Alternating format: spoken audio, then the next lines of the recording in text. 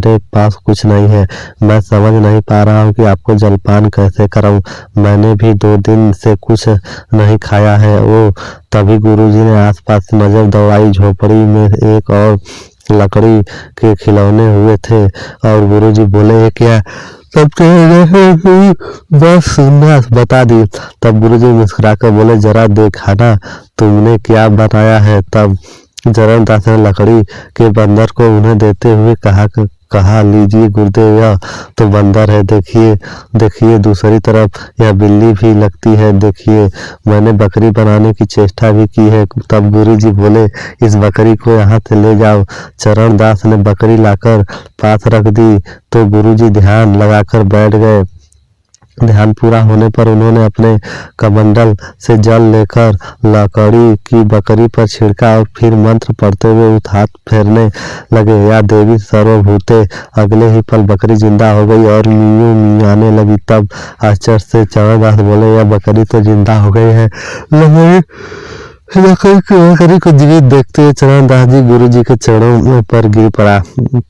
आप ध्यान है गुरुजी। तभी गुरुजी बोले, बकरी का दूध पियो और मौज करो। अगले दिन सुबह होते ही गुरुजी वहां से चले गए। लेकिन चरणदास उस दिन बहुत ही ज्यादा खुश रहने लगा। गुरुजी के प्रति उनकी श्रद्धा और भी बढ़ गई थी। वाह, क्या मजा आ रहा है, रोज बढ़िया और ताजा दूध पीने को मिलता है। कुछ दिन के बाद गुरुजी ने फिर आए, बोले, कहो चरणदास, लगता है तुम बकरी पाकर खुश हो गए हो। चरणदास बोले, आपने ठीक कहा गुरुजी, परंतु आप एक निवेदन है, मैं जंगल में ख्याल रखता हूँ, एक कुत्ता बताता हूँ। अगर आप उसे जान दे तो बकरी की रक्षा का साधन भी हमें हो जाएगा। तब गुरुजी ने चरणदास को बोले, चरणदास, तुम लालच कर रहे हो। बिना कारण जानवर की जान डालना ठीक नहीं है। लेकिन जब चरणदास ने बहुत विनती की तब उसकी खुशी से गुरुजी ने उसके द्वारा बनाए गए लकड़ी के कुत्ते को भी जान डाल दी। अब वह कुत्ता भी जिंदा हो गया और भौं भौं करने लगा। कुछ देर वहां विश्राम करने के बाद गुरुजी चले गए। तब मन ही मन चरणदास सोचने लगा, वाह, कितना अच्छा होता जब कुत्ता मनुष्य की बोल पाता। कुछ दिन बाद जब गुरुजी फिर आना हुआ तो कुरुक्षेत्र क्षेत्र में पूछने लगा, क्या बात है चरणदास, आज तुम परेशान लग रहे हो। तब चरणदास बोले, मेरी परेशानी तो इस कुत्ते के कारण है गुरुजी, तो यह मनुष्य की बोली नहीं बोल पाता। कृपया कर आप इसे मनुष्य की भाषा बोलने की शक्ति दे। चरणदास, मैंने तो तुझे पहले ही चेतावनी दी थी कि इस तरह का लालच रुकेगा।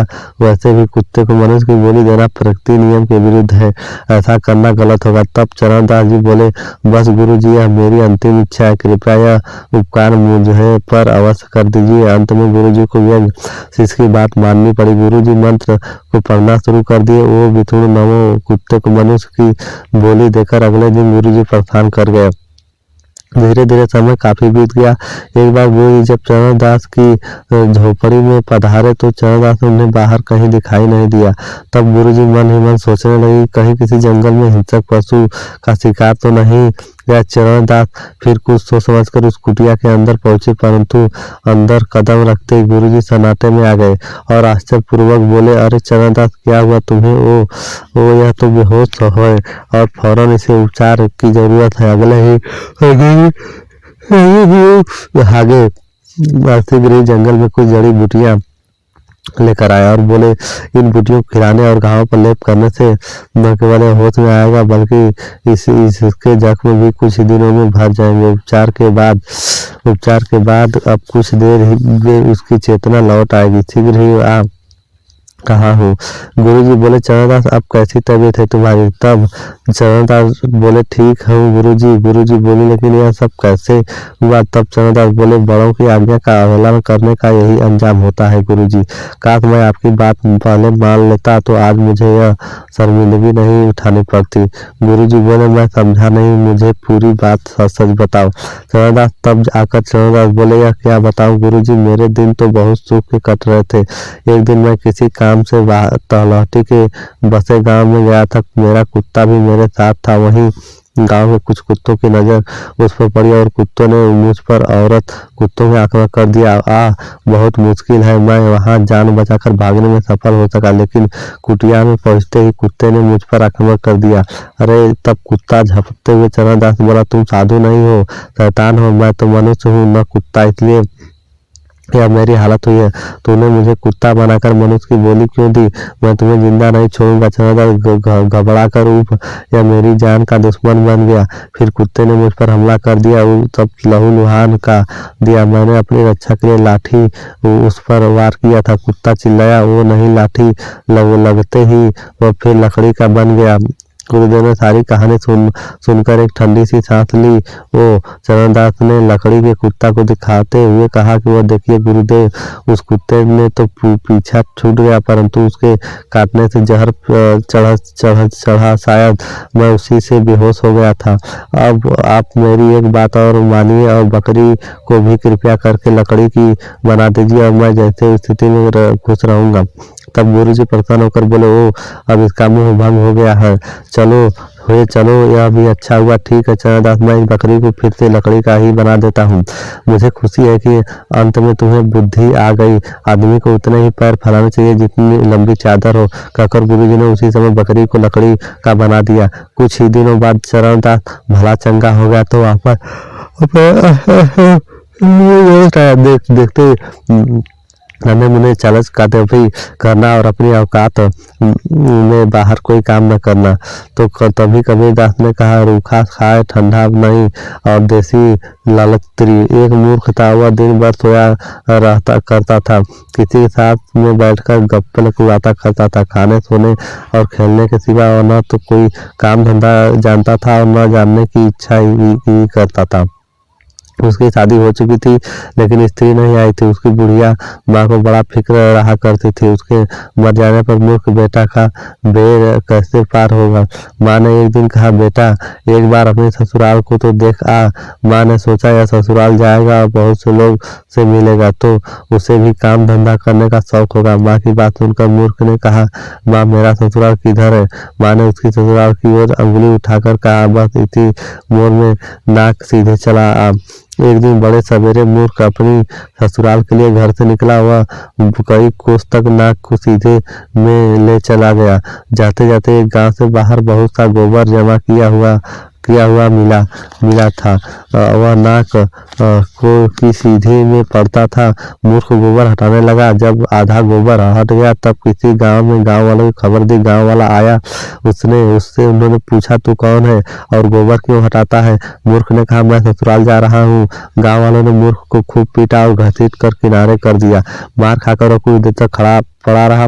जब मन कुछ ठिकाने हुआ तब वह उस पर बैठा और लोगों को कहने लगा, मुझे बताओ कि मेरी नाक की सीध किधर है? लोग उसकी बात सुनकर हंसने लगा। हाथ नाक को सीधा खो जाने से अब मैं ससुराल कैसे जाऊंगा? गांव वालों ने में से एक बुद्धिमान आदमी ने आगे बढ़कर उसे उठाया और उसका सिर पकड़कर उस तरफ घुमा दिया जिधर जाने के लिए वह गोबर हटा रहा था। मूर्ख फिर नाक को सीध में चल पड़ा। चलते चलते नाक की सीध में एक बरगद पेड़ मिला। वह उस पर चढ़ गया और नाक की सीध में एक डाल सीधी दिख गई। उसके नीचे एक गड्ढा था जिसमें पानी भरा था। मूर्ख जहां तक जा सका था नाक की सीध में डाल कर चला गया। ऊपर उसने नाक की सीध नहीं बिगड़ने दी। नीचे पानी भरा था, वह कूद न सका। इतने सामने एक हाथी आता हुआ दिखाई दिया। उसके गर्दन पर महावत बैठकर उसे चलता रहा। जब उसके पास आया तो मूर्ख ने कहा, भाई साहब हाथी पर खड़े होकर मुझे उतार लीजिए। महावत ने हाथी को गड्ढे में किनारे लाकर खड़ा कर दिया। उसकी पीठ पर खड़े होकर उसने जो ही मूर्ख कमर पकड़ी, हाथी आगे सरक गया। अब महावत मूर्ख की कमर पकड़कर लटकने लगा।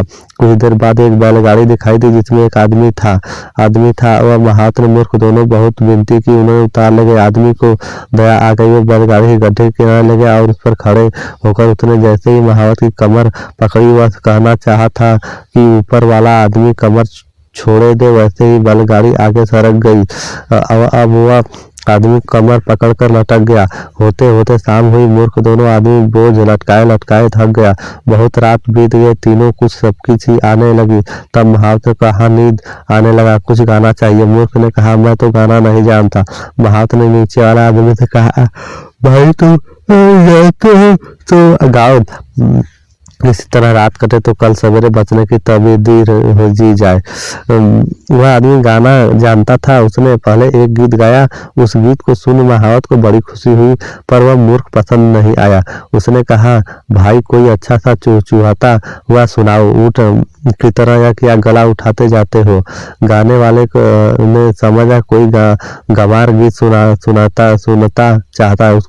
उसने सबको एक खेमटा गीत सुनाया जो मूर्ख को बहुत पसंद आया। वह खुद भी एक खेमटा गीत जानता था और सोचता था कि उसके बाद गाऊंगा। सुनते सुनते वह मस्त हो गया, भूल गया कि एक डाल से लटका रहा और दो आदमियों को और भी लटकाए हुए खेमटे की एक तान पर उस पर ऐसा असर किया कि बिना ताली बजाए नहीं रह सका। ताली बजने भी न पाई थी कि उसने दो साथियों को लेकर पानी में गिर पड़ा और डूब गया।